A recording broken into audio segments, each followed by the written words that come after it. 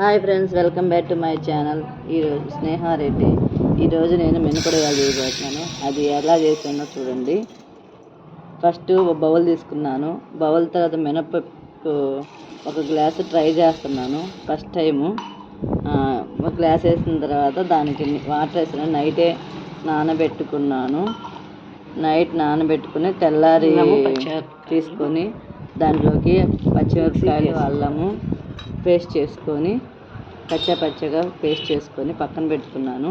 తర్వాత మినపప్పు నైట్ నానబెట్టుకున్నాను కదా, అవి తీసుకొని మళ్ళీ వాష్ చేసుకొని తర్వాత నీళ్ళు లేకుండా చేసుకొని తర్వాత గ్రైండర్లో వేసాను. అట్లా నీళ్ళు లేకుండా చేసుకున్న తర్వాత గ్రైండర్కి వేసాను. గ్రైండర్కి వేసిన తర్వాత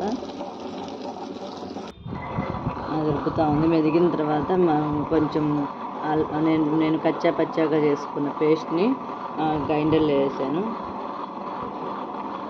మెదిగిందా లేదా అని చూస్తున్నాను. మెదిగిందే ఇచ్చేస్తాను. మెదిగిన తర్వాత అల్లం వెల్లుల్లి పేస్ట్, తగినంత సాల్ట్ వేసుకొని కొంచెం జీలకర్ర వేసుకొని తర్వాత మెదిగిన తర్వాత అది వేసుకున్నాను.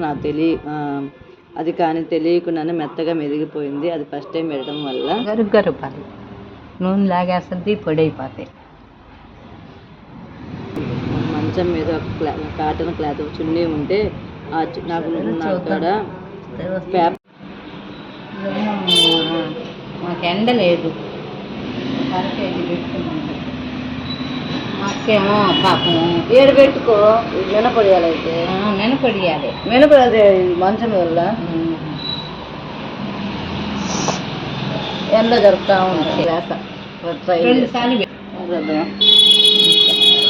అందుకే చూస్తున్నా ఎవరన్నా గుమ్మకాయ తీసుకొని అందువల్ల ఈ పొడి అయిపోయే అవకాశం ఉంటుంది అంటే నేను అంటున్నాను. సరే అంటే ఫస్ట్ టైమే కదా, ట్రై చేస్తున్నాను.